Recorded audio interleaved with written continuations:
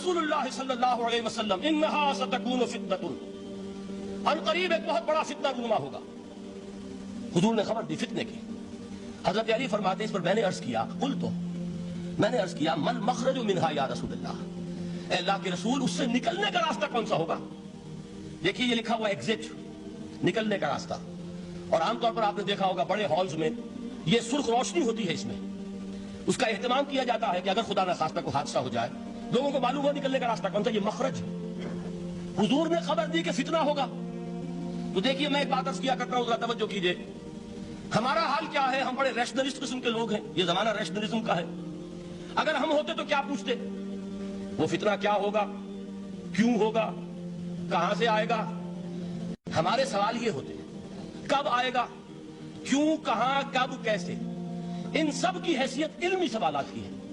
بھائی کب آئے گا ایک علم ہے، کیسے آئے گا علم ہے، کہاں سے آئے گا علم ہے، لیکن اصل جو عملی اعتبار سے اہمیت والی شے ہے، بچاؤ کا راستہ کون سا ہوگا؟ محمد رسول اللہ، یہ بتائیے ہم۔ مل مخرج منہا یا رسول اللہ، حضرت علی نے یہ نہیں پوچھا فتنہ کیا ہوگا، کہاں سے آئے گا حضور، کیوں آ جائے گا، کب آ جائے گا، نہیں، مل مخرج منہا یا رسول اللہ، اے اللہ کے رسول یہ بتائیے کہ جب وہ فتنہ رونما ہوگا تو نکلنے کا راستہ کون سا ہوگا؟ اس کا جواب ہے، ارشاد فرمایا محمد رسول اللہ نے، کتاب اللہ، اللہ کی کتاب ہے وہ مخرج۔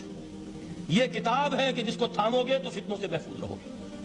اس کے بعد آپ فرماتے ہیں فیہ نبأ ما قبلکم وخبر ما بعدکم وحکم ما بینکم وحکم ما بینکم، اس میں تم سے پہلوں کی بھی خبریں موجود ہیں، عاد اور ثمود اور قوم نوح اور قوم ہود اور قوم لوط اور قوم صالح اور آل فرعون، یہ کون ہے؟ من قبلکم، تم سے پہلے۔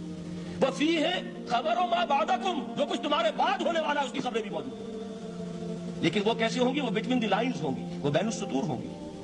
ان کے لیے انسان کو، آپ کو معلوم ہے کہ عبارت میں سطور ہوتی ہے اور ایک درمیان میں ہوتا ہے، ان پہ کچھ لکھا ہوا نہیں ہوتا۔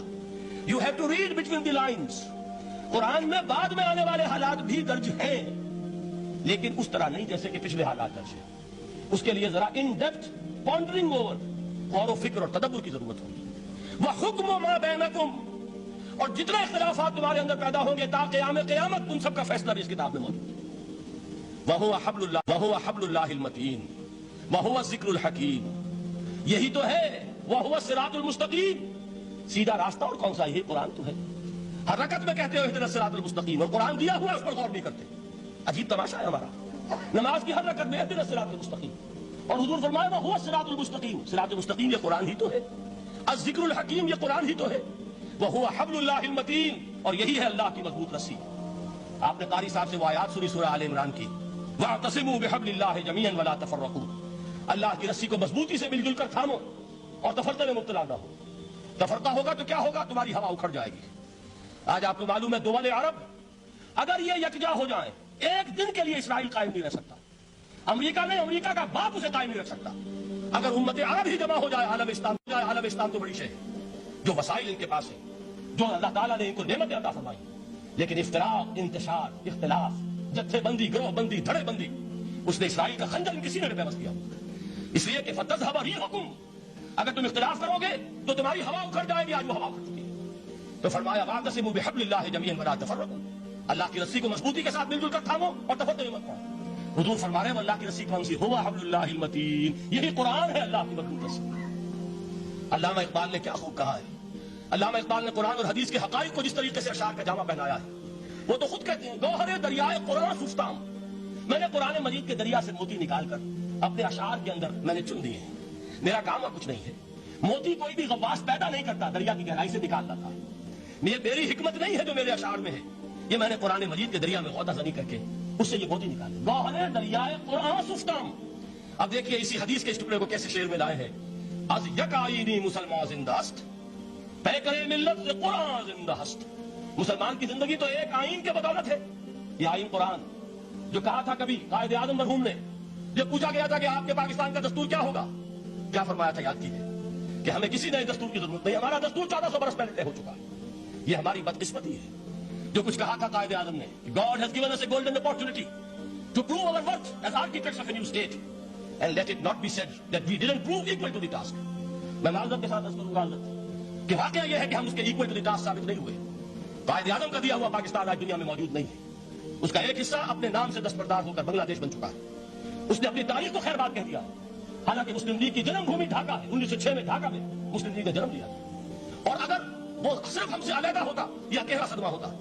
لیکن یہ کہ اس نے جب نام بدلا ہے در حقیقت اس نے اپنے تاریخ سے اپنے پس منظر سے استعفیٰ دیا. یہ ہمارا دوہرا ہمارے لیے صدمے کی بات ہے. کیا 2 یمن موجود نہیں ہے؟ ان میں سے کوئی ایک بھی اپنا نام چھوڑنے کو تیار ہوگا؟ کیا 2 جرمنی دنیا میں موجود نہیں؟ کوئی ایک بھی ان میں سے اپنا نام چھوڑے گا؟ کیا 2 کوریا نہیں ہے؟ 2 ویتنام نہیں؟ تو کیا 2 پاکستان نہیں ہو سکتے تھے؟ ہو سکتے تھے. میں یہ کہا کرتا ہوں کہ یہ گہرا صدمہ ہے علیحدگی اور دوہرا صدمہ ہے, اور اس سے کہیں زیادہ بڑا کہ انہوں نے اپنا نام بدل دیا, اپنی آئیڈینٹی چینج کر دی. انہوں نے وہ نام اپنے ماتھے سے اتار کر خلیج بنگال کے اندر دبو دیا. یہ بہت بڑی سزا ہے جو ہمیں ملی ہے. کیوں ملی ہے؟ کہ ہم نے 25 برس تک اس قانون جس کو کہا تھا کہ وہ ہمارا آئین ہے, اس کو آئین نہیں بنایا. ہم نے دنیا کے سامنے دھولیاں پساری, ہم نے طرح طرح کے نظاموں کو آزمایا, لیکن اس قرآن کی طرف پیشقدمی نہیں کی. اللہ تعالیٰ ڈھیل دیتا ہے لیکن سزا بھی بہت سخت ہوتی ہے. ان بطش ربک لشدید, وہ ہم پر کوڑا برسا ہے. تاریخ انسانی کی عظیم ترین شکستوں میں سے ایک شکست ہے کہ جو ہمارے ماتھے پر کرنٹ کے ٹیکے کی طرح موجود ہے. اللہ کرے کہ آئندہ یہ تاریخ اپنے آپ کو نہ دہرائے. لیکن میں عرض کر دیتا ہوں آپ سے, جو ہمارے لچھن ہیں, جو ہمارا طرز عمل ہے, جو ہمارے لیل و نہار ہے, جو ہمارا انداز ہے, اللہ کے دین کا استہزاء اور تمسخر, جس طرح اللہ کے ساتھ مذاق ہم کر رہے ہیں, اس کا شاید اس سے بھی کہیں زیادہ برا نتیجہ نکلے. اللہ مجھے اور آپ کو اور ارض مقدس پاکستان کو اس انجام سے بچائے. لیکن اس کے لیے کام کرنا ہوگا. صرف کہنے سے بات نہیں بنے گی, کمر کشنی ہوگی. ہمت جو ہے پھر انسان کو عصر نو, ایک نئی تعمیر, ایک عزم, ایک ہاتھ میں قرآن اور ایک میں تلوار لے کر یہ امت پھر دوبارہ میدان میں آئے. بہرحال عرض یہ کرنا تھا. اقبال کہتا ہے از یک آئینی مسلمان زندہ است, پے کرے ملت سے قرآن زندہ است, ماں ہما خاک و دل آگاہ اوست, اعتصامش کن کہ حبل اللہ اوست. کام و عشق و مضبوطی کے ساتھ حبل اللہ, یہ قرآن, یہ یک آئینی اور پے کرے قرآن کی زندگی, پے کرے ملت کی زندگی جو ہے اس قرآن کی بدولت ہے. تو حضور نے کیا فرمایا؟ فتنے سے بچنے کا راستہ کون سا ہے؟ کتاب اللہ فیہ نبأ ما قبلکم وخبر ما بعدکم وحکم ما بینکم وهو الصراط المستقیم وهو حبل اللہ المتین وهو الذکر الحکیم. ایک 3 جملے اور سن لیجئے. هو الذی لا یشبع منه العلماء ولا یخلق عن کثرت الرد. یہ قرآن وہ شے ہے جس سے اہل علم کبھی سیر نہ ہو سکیں گے. ولا تنقضی عجائبہ, اس کے عجائب کبھی ختم نہیں ہوں گے. یہ ہیروں کی وہ کام نہیں ہے کہ جو کبھی خالی ہو جائے کہ سارے ہیرے نکل چکے, اب مزید ہیرے نہیں ہیں. نہیں, علم اور حکمت کے ہیرے اور ہدایت اور حکمت کے موتی اس میں سے ابد الآباد تک نکلتے رہیں. ضرورت صرف کھودنے کی ہے. میں نے وہ لفظ استعمال کیا تھا. آج کا قرآن کھودنا ہوگا. آج کی ہدایت اس قرآن سے نکالنی ہوگی. قرآن جب نازل ہوا آن دی سرفیس, بالکل ظاہر وہ تھی اس کی ہدایت جو اس دور کے لیے ضروری تھی. ہمیشہ کی ہدایت اس کے اندر رکھ دی گئی ہے, اس میں مضمر ہے, اس میں چھپی ہوئی ہے. اس کے لیے تدبر کی ضرورت ہے. کتاب انزلناہ الیک مبارک لیدبروا آیاتہ ولیتذکر اولو الالباب. لوگ تدبر کریں, اس کی گہرائیوں کے اندر غوطہ زنی کریں. لا تنقضی عجائبہ, اس کے عجائب کبھی ختم نہیں ہوں گے. ولا یشبع منہ العلماء, اہل علم کبھی اس سے سیر نہیں ہوں گے. آپ کو سخت بھوک لگی ہوتی ہے اور کھانا کھانے کی تھوڑی دیر کے بعد اب آپ کا ہاتھ رک جاتا ہے, سیر ہو گئے. بہترین کھانا ہے لیکن نہیں کھا سکتے. اگر عام حالات میں وہ آتا تو کبھی نہ چھوڑتے, لیکن اب وہ آپ کا میزبان کہہ رہا کچھ اور نہیں, ذرا آپ فرمائیے, ذرا یہ بھائی نہیں میں اب بھر چکا. یہ آپ کہتے ہیں کہ نہیں؟ حضور فرمایا یہ قرآن وہ شے نہیں ہے جس سے اہل علم کبھی سیر ہو سکے. ان کی پیاس بڑھتی چلی جائے گی, ان کے اندر quest of knowledge, search for wisdom بڑھتی چلی جائے. کبھی بھی انسان یہ محسوس نہیں کرے گا کہ مجھے جو لینا تھا میں لے چکا, بلکہ یہ کہ جیسے جیسے قدم آگے بڑھیں گے تہذیب کے, تمدن کے, علم کے, اتنے ہی قرآن جو ہے وہ آگے بڑھتا چلا جائے گا ہر دور کی رہنمائی کے لیے. لا تنقضی عجائبہ ولا یخلق عن کثرت الرد, بار بار کے پڑھنے سے اس پر بوسیدگی طاری نہیں ہوتی. دنیا کی اور کتابیں ہیں, 1 دفعہ پڑھ لیں گے, 2 دفعہ پڑھ لیں گے, 3 دفعہ پڑھ لیں گے, 4 دفعہ پڑھ لیں گے, پھر جی نہیں چاہے. لیکن یہ کتاب وہ ہے, امام شافعی کا میں واقعہ آپ کو سناتا ہوں. وہ یہ کہتے ہیں کہ ایک مرتبہ میرے ذہن میں یہ سوال آ گیا کہ اجماع کے لیے بھی قرآن مجید میں کوئی سند ہے, دلیل ہے؟ سب مانتے ہیں کہ اجماع جو ہے سورس ہے قرآن کے اسلامی قانون کی, جس پر کہ امت کا اجماع ہو جائے. تو کہتے ہیں میں نے 300 مرتبہ قرآن پڑھا اول سے آخر تک صرف اس دلیل کی تلاش میں.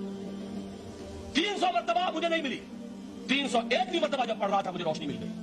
وہ یبتغی غیر سبیل المؤمنین کے جو الفاظ آئے, نولہ ما تولی ونصلہ جہنم, جو کوئی شخص مسلمانوں کے راستے کو چھوڑ کر کوئی اور راستہ اختیار کرے گا ہم اسے اسی کے حوالے کر دیں گے اور جہنم میں پہنچا دیں گے. معلوم ہوا مسلمانوں کا جس پر اجماع ہو جائے اس کو بھی ایک سند حاصل ہے. یہ مسلمانوں کا مجمع علیہ ایک راستہ ہے, اس کو بھی ایک سند اور دلیل کی حیثیت حاصل ہے.